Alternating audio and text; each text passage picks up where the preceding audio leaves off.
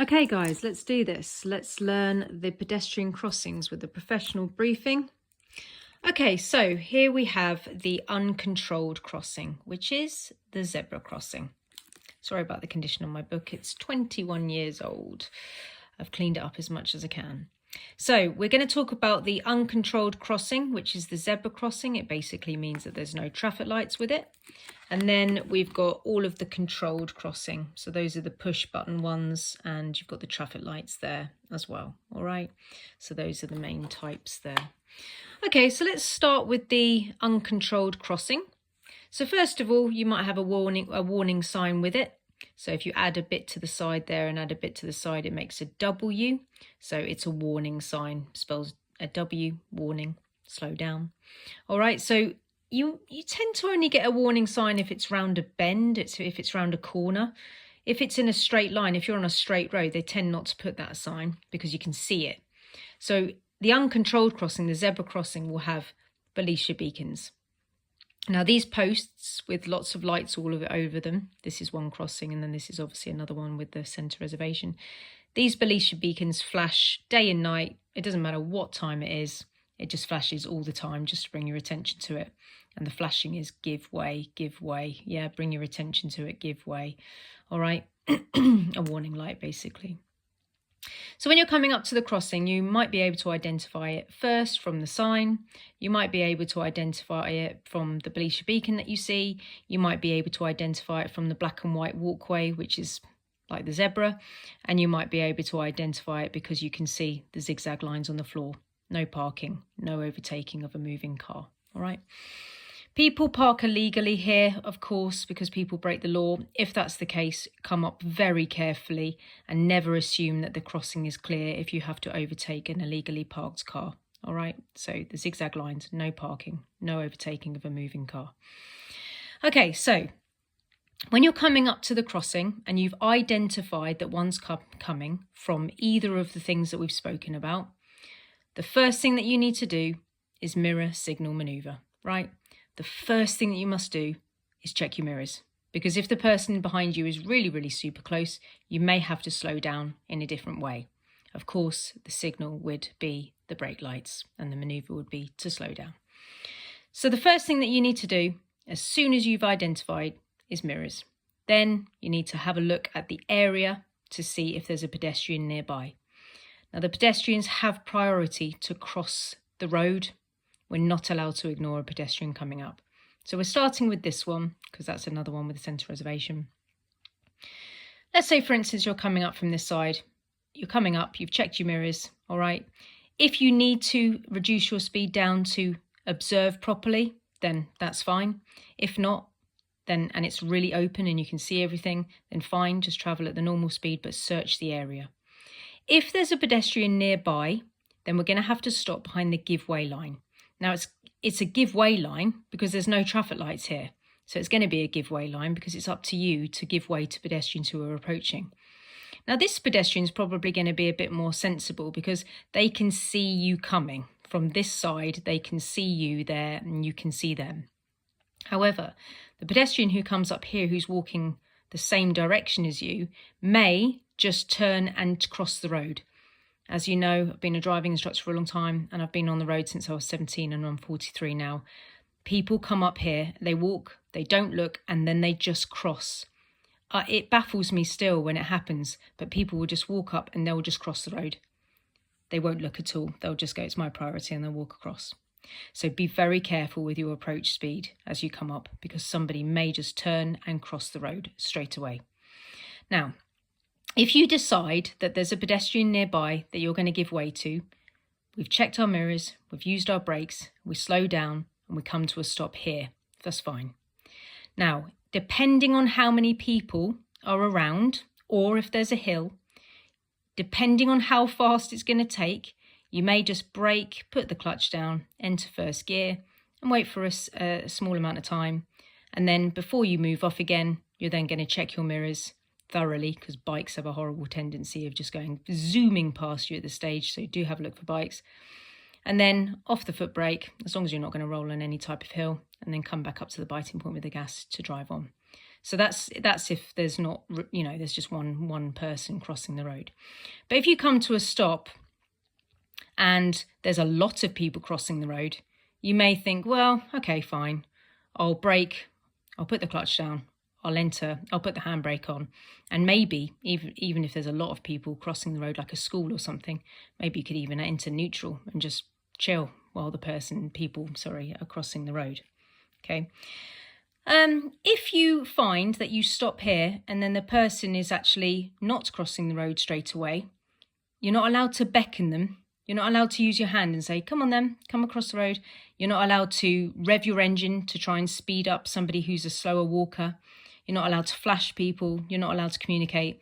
The only thing that you're allowed to do as a learner is just look at them, and that's your communication that you're going to stop and you're going to stay still. Okay, we are not allowed to beckon. So just look straight at them and then they'll get it and then they can make safe decisions. The reason why we can't do any of that beckoning is because if you come up here and somebody down there is driving and I don't know, maybe they're having an argument with their kids in the car and they're not concentrating properly and they don't see the pedestrians, maybe they'll just go through without seeing it properly. So you don't want to wave anybody into any danger. Okay, so just stay there carefully. When the people have crossed the road, lots of people or whatever, set the gas, find the biting point, check both mirrors just to make sure, on the left and the right and behind, and just make sure that there's no bikes that are undertaking, because they do tend to go past you left and straight. It's quite a shock when it happens, so just be careful of that. And then once you've checked those mirrors and you're safe, then you're going to move on. Now, if there is a queue of traffic on the other side of the road there, you're never allowed to stop on the walkway. Okay, so you'd come up here, you'd stop there and you'd leave this walkway clear always, just in case any blind people are nearby and they need to cross the road. So we can never stop on the walkway. Okay, so you just stop there if there's a queue of traffic on the other side. Now, if you're coming up, so that's pretty straightforward. Now this one's got a centre reservation, and on any crossing that you have, that's going to make two separate crossings, whether it's staggered, that's down here, or whether it's in one piece. It's going to break the crossings up into two separate pieces. So this is one crossing, this is another crossing. So as you're coming up to it, you're going to check your mirrors. So just checking on the person behind's behaviour. Then you're going to, if necessary, slow down to observe the area, because you need to look to see if there's a pedestrian nearby. Now, if you're coming up from this side, the pedestrian on this side is clearly a worry. So you would slow down in preparation to stop. And if the person wants to cross the road, we are going to stop there and give way to the pedestrian. Same rules apply with like whether you're going to leave it in gear or put the handbrake on. Same rules. Then if that person has then got in the middle and you're absolutely 100% sure that you can drive on again, that they are going to move that way, they're going to walk that way, then of course that's fine. Check your mirrors both sides for the bikes, make sure that you're okay, and then we're going to move off and go down the road again. Now if you're travelling from this side and you're coming down, if the pedestrian is right over there and they're not running or anything, they're just walking casually and it's quite a calm situation, there's a slight possibility that after you check your mirrors and you slow down a bit and you think, yeah, he's over there and I haven't got any pedestrian here, you may be able to just gently go through. Okay, because the pedestrian's not on your crossing yet. He's not on your side yet. That's not part of your crossing yet. So you might be able to continue with safety, to be able to continue down. Now, it says in the highway code that in exceptional circumstances, it is possible to give a slowing down arm signal. It says that in the highway code, so that's why there's a picture of it here. So there's a whole video about how to signal to tell people that you're slowing down, and you can watch that if you want to. However, it's just check your mirrors, look after your arm, and notice what's going on around you by using the mirrors. And then it's up and down movement with a flat hand out of the window to say it to everybody that you're slowing down. Now this is this isn't a standard thing to do unless you feel that the circumstances are absolutely 1000% necessary. I haven't come across myself a time that I've needed or felt like it's necessary to use a slowing down arm signal at the moment. But if there was a really disabled person or something going on that was really taking time, or very, very unusual circumstances, I don't know, maybe, actually, do you know what? I saw somebody fall over and literally, oh man, it was awful. It wasn't a zebra crossing. It was just another crossing, and she'd fallen over in the road and really bust her face up, actually. Perhaps that would be a time that you could use a slowing down arm signal, but I've never had to teach it to a student so far, but I need to tell you that because that is written in the highway code. Okay, so that is the zebra crossing, the uncontrolled, no traffic light with it, and just the bleacher beacon. All right, so moving on to the light controlled ones. So these are the main types. You've got a parallel crossing as well, and an equestrian crossing. So these are the light controlled ones. These are the ones where the person touches the button and changes it to red to stop the traffic on the road. So again, when you're coming up to it, you need to identify that there's one coming up. So you may have a pedestrian crossing sign if it's around a corner or something, or it's just a case of actually seeing the lights. Okay, so if you see the lights and they're green, just be careful with how you approach, because if there's someone nearby and they've pressed the button, it might change really quickly. So be careful about your speed on approach. Yeah, so cautious of that. Now, there is 3 main different types that I'm going to talk about here. You've got the Pelican, which is written in a different colour because it's got the flashing amber light. Then you've got the Puffin and Toucan, which has a normal light sequence. So the Pelican, PLC, pedestrian light controlled, is the only one in this sort of thing that has 3 syllables, Pelican. So it's like it's flashing, Pelican. So that's the one with the flashing amber light. Flashing amber light means give way to pedestrians. Okay. So as you're coming up and you're suspicious that somebody around is going to change the colour, or it has changed colour, you're going to do mirror signal manoeuvre technique. So you're mirroring to check on the person behind, to see how you need to brake if you've got somebody really close behind you. The signal would be the brake itself, and then you're going to be stopping if the lights have changed to red, to behind that stop line. So when you're behind that stop line, same things apply. You may go, okay, I'm not on a hill, it's not going to take long, so brake, clutch down, first gear, handbrake on perhaps. It depends on how long it's going to take. Now the Pelican crossing is done on a timer. So when the person touches the button, the light will only stay red for a certain amount of time. And then when that time limit is up, it will change to a flashing amber light. And what that basically means is give way to pedestrians who are still needing extra time. So again, it could be somebody that's broken their leg. It could be somebody that's dropped something in the road and had to turn back for it. It could be somebody in a wheelchair. It could be a disabled person, right? People who need extra time in the centre. So when it's flashing amber, it's going to go green next, but if there is somebody on the crossing and it's flashing amber, you can't go. You need to treat it like a red light. So if there is someone there, you don't go on the flashing amber light. However, if everybody's able-bodied and they've been able to cross the road quite quickly and they've all just gone and they're just nowhere to be seen, when it goes to flashing amber, if there's no one there, then there's no one to give way to. So you can check your mirrors to see if there's a crazy bike that's gone on the left and the right of you. And then if that's okay, you can then just drive on again. Now, you can't stop on the crossing. Just like before, you can't stop. If there's a queue of traffic there, you can't stop. Okay, so just make sure you can get to the other side. And then when you've checked your mirrors, drive on. Now, the Puffin and the Toucan have a normal light sequence. So just the same as you'd expect to see at a crossroads or any other like proper junction. So they've got a normal light sequence. Now, these have extra sensors all over them, both of them. Now, the Puffin, PUF, pedestrian user friendly, is really good outside of schools. It's really good outside elderly housing estates. And it's really good, well, it basically looks after pedestrians, really good in in town centres perhaps, in certain areas, so it looks after pedestrians.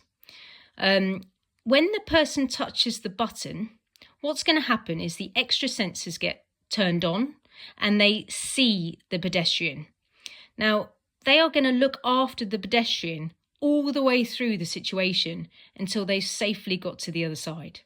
So the light is very unlikely to change to green if there's still a pedestrian on the crossing, because it will hold the light.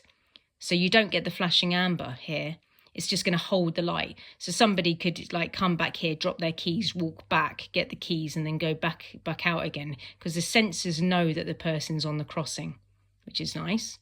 Now, the good thing about the Puffin crossing, the pedestrian user-friendly, is you can normally tell that it's pedestrian user-friendly because where the person touches the button, there's like a red man and a green man.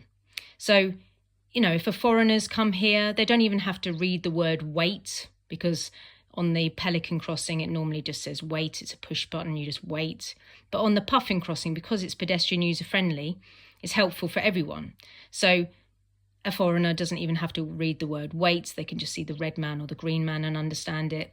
Partially sighted people can see the red of the red man because they may be able to partially see that the colour is red, and the green, of course. Yeah. I should say, actually, that there's going to be noises as well on some of them. So the blind can hear that the alarm's going off for them to be able to cross the road, which is helpful for them.